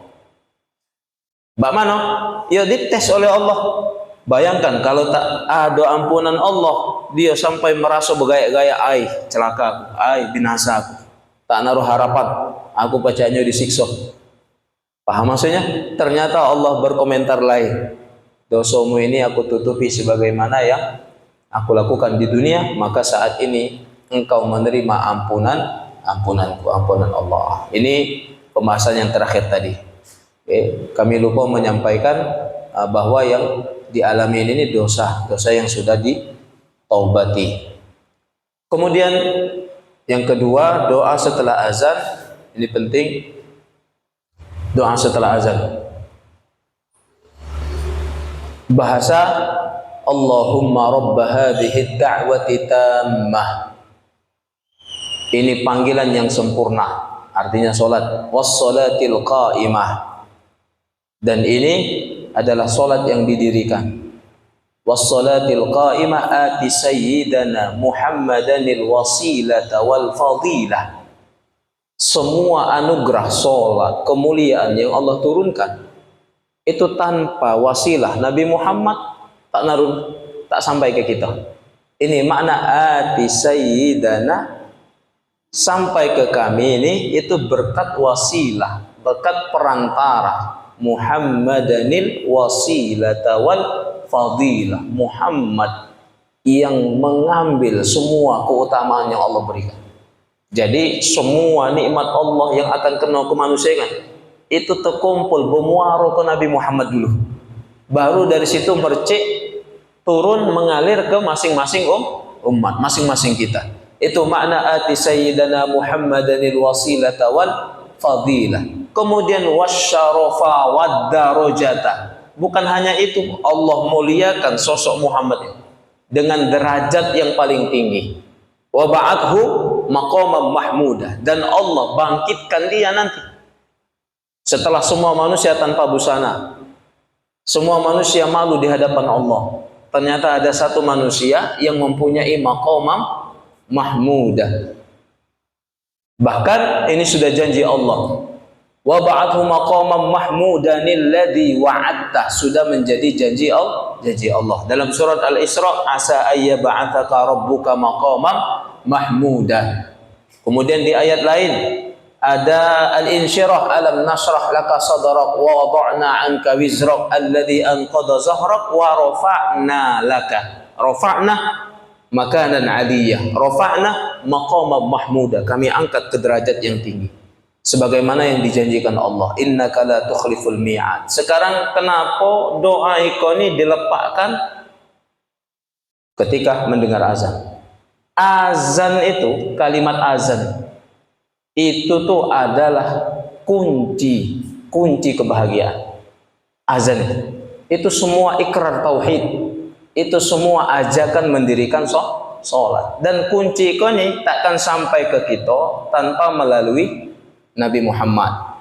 Makanya ketika para sahabat itu kebingungan nak nandoi ngajak orang mayang tuh baman.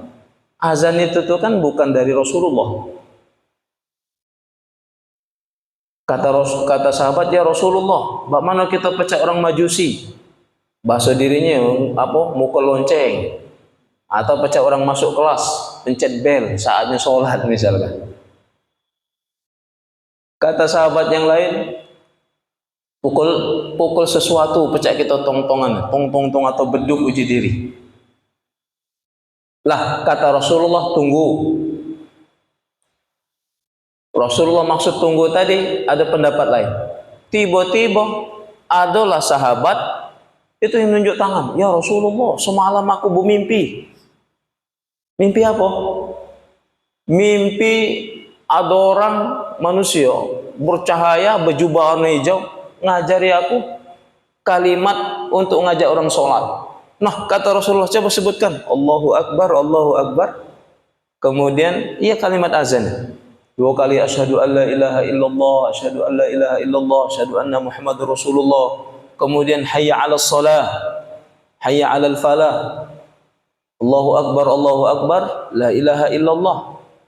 Nah, kata Rasulullah, ya Bilal, kau catat, hafalkan redaksi azan oleh sahabat ini. Itu kalau tidak salah Yazid bin Harisah atau Abdullah bin Yazid, kalau tidak salah Abdullah bin Yazid. Itu dicatat oleh Sayyidina Bilal. Mulai dia mekik, panggil orang naik tempat yang tinggi, Allahu Akbar, Allahu Akbar. Nah, setelah dipraktekkan ini dipekikkan oleh Bilal, Umar dari rumah Sayyidina Umar itu kedengaran. Datanglah menghadap Rasulullah di Masjid Nabawi. Kata Sayyidina Umar, ya Rasulullah, demi Allah, lafaz ini sudah aku dengar dalam mimpi malam ini. No, Umar bermimpi pula. Ini bahasa diri. Paham maksudnya? Nah, kata Rasulullah sallallahu alaihi wasallam, wahai Umar, kemudian Abdullah bin Yazid, yang datang menghampiri kalian mengajarkan lafaz azan ini, itu adalah malaikat Jibril, ditugaskan oleh Allah untuk ngenjuk pembendaharaan, kesenangan atau keselamatan dunia akhirat.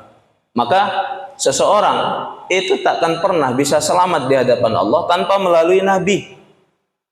Kunci saja, kunci keselamatan la ilaha illallah itu tak cukup kalau tidak Muhammad Rasulullah. Itu setelah Nabi diutus. Maka ati sayyidana Muhammadanil wasilah. Setelah Nabi diutus, maka tak naruh tauhid yang diterima oleh Allah kecuali Muhammad Rasulullah. Mungkin orang Nasrani la ilaha illallah, ada di antara sekelompok kecil orang Yahudi tiada Tuhan selain Allah, tapi mereka tidak Muhammad Rasulullah, tidak Muhammad Rasulullah, maka tak sempurna kuncinya. Itu makna pembendaharaan keselamatan, kunci selamat. Maka semua lafaz itu ada di dalam adzan. Baginda Rasulullah mengatakan, ikrar kita di alam arwah itu la ilaha illallah Muhammadur Rasulullah. Kemudian diulangi lagi oleh Allah melalui malaikat Jibril dengan syariat azan. Ternyata azan itu tuh sudah kita terima di alam arwah. Makanya kata Rasulullah, untuk mengingatkan kembali manusia supaya ikrar tiada Tuhan selain Allah, baik itu kupek lahir, Nabi ngajarkan langsung azan kan. Kemudian telinga kiri langsung iqamahkan, karena kalimat inilah yang menjadikan mereka lahir di muka bumi, menjadikan mereka istilahnya tuh lolos di dalam alam arwah untuk diuji di muka bumi. Dan kalimat iqamah pula yang akan mereka bawa balik kepada Allah. Maka azan ini itu kunci keselamatan. Kemudian kedua, setelah syahadat, perkara yang menyelamatkan seseorang itu hayya 'alas shalah. Tak naruh yang lain, itu sholat. Makanya kalau pengen mempunyai kedudukan pacak memberi syafaat pacak Rasulullah maqamam mahmudah.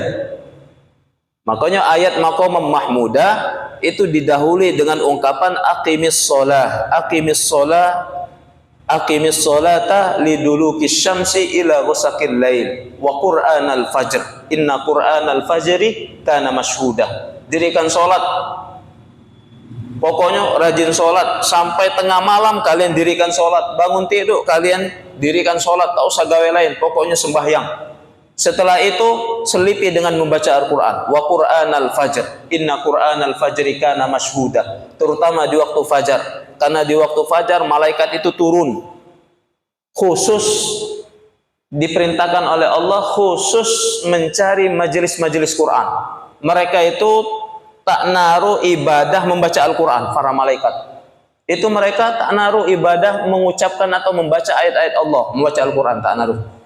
Mereka hanya Allah syariatkan ibadah mendengar bacaan Quran. Makanya inna Qur'anal fajri kana mashhuda. Sedangkan waktu yang Allah izinkan para malaikat langit turun ibadah mendengarkan Al-Quran itu waktu fajar. Makanya tradisi kita yang hafal Quran, sahur itu bangun ngaji Quran. Santri-santri seru nyetor sampai kapan? Sampai duha. Maka tradisi kita yang hafal Quran pasti setorannya waktu fajar. Sahur itulah bangun ngaji galuh, mayang subuh, setelah itu setoran Quran. Kenapa? Karena saat itu malaikat ngerumuni kita hanya ngambil ibadah mendengar Al-Quran dibacakan. Nah, sholat malam kemudian membaca Al-Quran di waktu fajar. Wa minal laili fatahajjad bihi nafilah. Sholat malam itu walaupun hukumnya sunnah, tapi kata Allah fatahajjad bihi nafilah laka asa ayyab'atsaka rabbuka maqaman mahmudah. Pekerjaan yang berat ini, yang sepele ini, kemudian yang hukumnya sunnah ini, inilah yang menyebabkan seseorang pacak mencapai maqam mahmud. Jadi sholat itu hayya 'alas shalah, hayya 'alas shalah, itu supaya wa ba'athullahumma maqaman mahmuda, supaya kita mendapatkan anugerah Allah seperti baginda Nabi mendapatkan kedudukan mulia sebagaimana Rasulullah. Istilah Allah menjadikan Nabi kita itu mulia. Kuncinya ada di sholat. Jadi setelah syahadat, amal kedua yang pakam, yang pacak langsung mensyafaati atau mendapatkan maqaman mahmuda itu adalah gemar mendirikan sholat. Aqimis sholat lidulukis syamsi ila ghasaqil lail. Nah, semua doa ini itu harapan dari azan yang dilantunkan. Jadi keutamaan mendengar azan dan memenuhi panggilan azan itu ada di dalam doa setelah azan. Artinya kita seakan-akan mendoakan Nabi, pada hakikatnya kita tuh mengikrarkan kembali bahwa kemuliaan ini sudah diterima oleh Nabi. Dan supaya kita mendapatkan kemuliaan sebagaimana Nabi menerima kemuliaan, maka kita tiru, gawekan gawean yang diajak oleh Nabi ini. Asyhadu an la ilaha illallah, asyhadu an la ilaha illallah, asyhadu anna Muhammad Rasulullah. Sampai kata Rasulullah, setiap kalimat azan yang dikumandangkan itu ada keutamaan. Ada keutamaan. Makanya menjawab azan itu wajib. Yang berkumandang itu sunnah. Kita yang dengar itu wajib. Setiap lafaz itu ada keutamaan. La ilaha illallah. Ketika kita jawab, maka orang yang biasa jawab azan, salah satu keutamaan itu lisannya akan ringan ketika sakratul maut mengucapkan kalimat la ilaha illallah.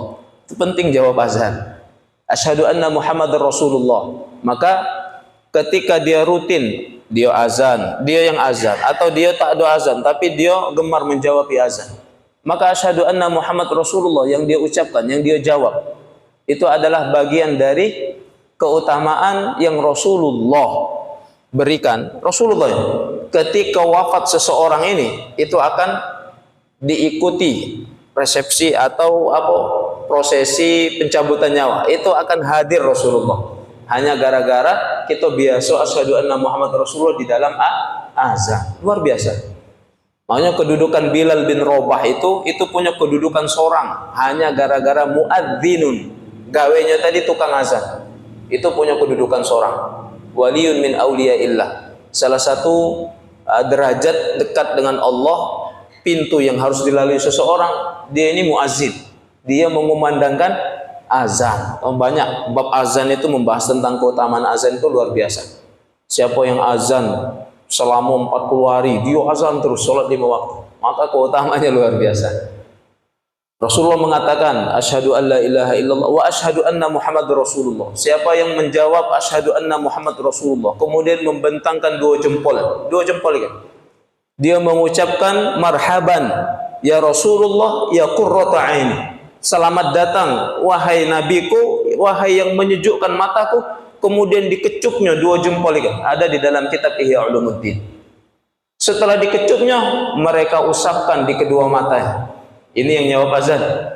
Asyhadu anna Muhammadar Rasulullah. Uji kita. Marhaban ya Rasulullah ya qurrata aini. Dikecupnya dua jempol kemudian diusapkan.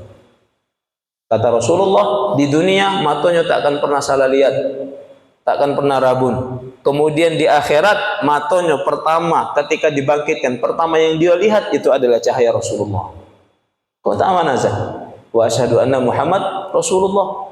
Hayya 'ala shalah. Tidak ada ajakan yang paling mulia kecuali ajakan mendirikan salat. Ajakan ngajak supaya salat. Kemudian kunci kemenangan dalam salat itu pasti hayya 'alal falah. Qad aflahal mu'minun. Orang yang iman paling beruntung, paling menang itu alladzina hum fi salatihim. Syarat aflah paling beruntung itu ya salat. Maka penting ada hubungan antara doa salat dengan doa azan dengan kalimat azan.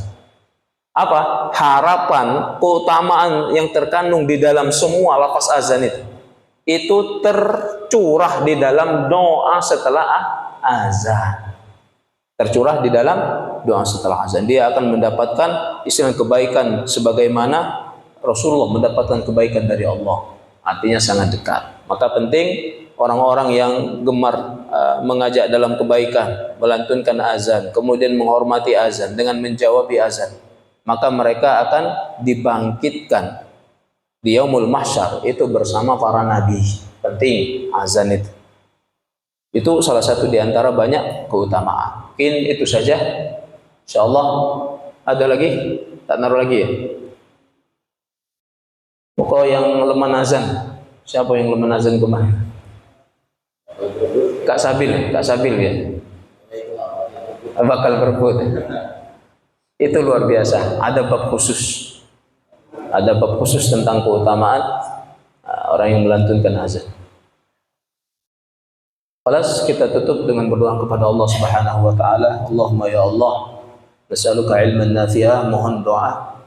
Berdoa kepada Allah, mohon kepada Allah ilmu yang manfaat, ilmu yang mendatangkan ketaatan yang bertambah, amal yang semakin baik, kemudian kedekatan diri dengan Allah Subhanahu wa taala, ilmu yang menjauhkan kita dari pemujaan hawa nafsu, perbuatan maksiat, kelalaian dan segala macam yang menghantarkan kita kepada jurang kehinaan.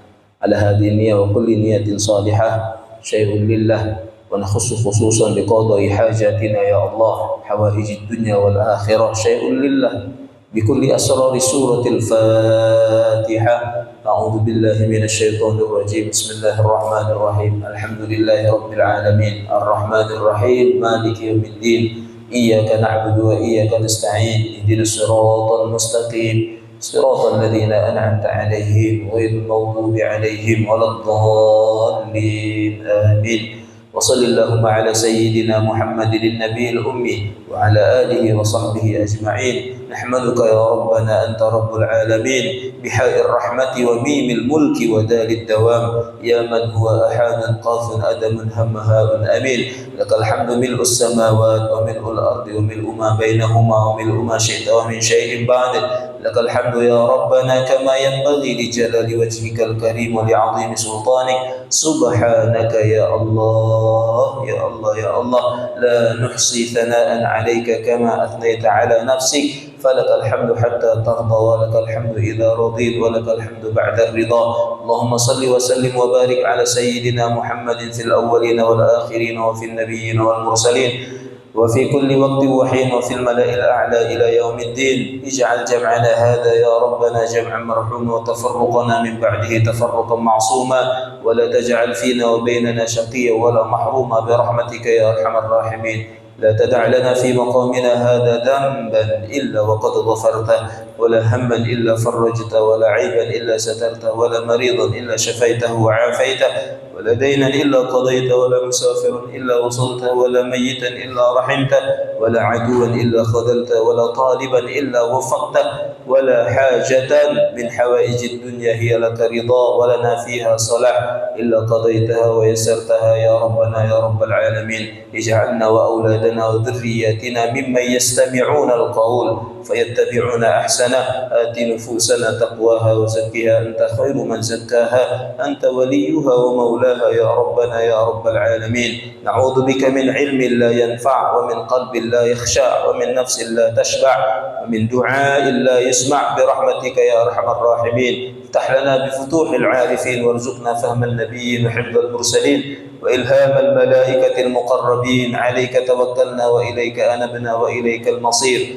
نشهد أن لا إله إلا الله وحده لا شريك له ونشهد أن سيدنا محمدا عبده ورسوله. اللهم اجعلنا من التوابين واجعلنا من المتطهرين واجعلنا من عبادك الصالحين واجعلنا عبدا شكورا صبورا ونذكرك كثيرا ونسبحك بكرة وأصيلا. وصل اللهم على سيدنا محمد النبي الأمي وعلى آله وصحبه أجمعين والحمد لله رب العالمين. تقبل الله منكم منا ومنكم تقبل يا كريم. شكرا والعفو منكم.